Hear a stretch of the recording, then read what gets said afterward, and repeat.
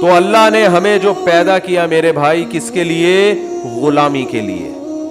تو جو اللہ کی غلامی اختیار کرتا ہے، غلامی کا مطلب صبح سے لے کے رات تک، رات سے لے کر صبح تک صرف یہ دیکھنا ہے کہ اللہ کا اس بارے میں حکم کیا ہے بس.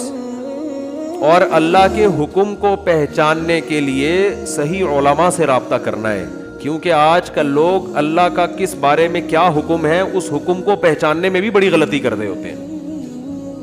جو حکم نہیں ہوتا اس کو حکم سمجھ رہے ہوتے ہیں، جو حکم ہوتا ہے اس کو حکم نہیں سمجھ رہے ہوتے. یہ کام بہت ہو رہے ہیں.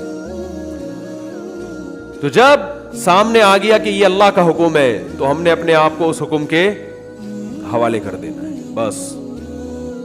جو اس انداز سے زندگی گزارے گا اسے دنیا میں بھی انعام ملے گا اور آخرت میں بھی. دنیا کا انعام کیا ہے؟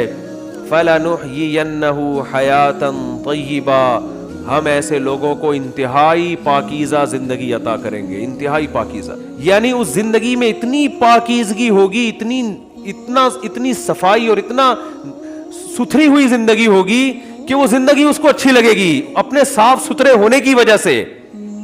پھر اسے گناہوں کی گندگی، گناہوں کے میل کچیل، شرک کی بدبو، ان چیزوں سے، زنا، شراب اور جتنی برائیاں ہیں اخلاقی اور معاشرتی، وہ برائیوں سے اس کو نفرت ہونا شروع ہو جائے گی.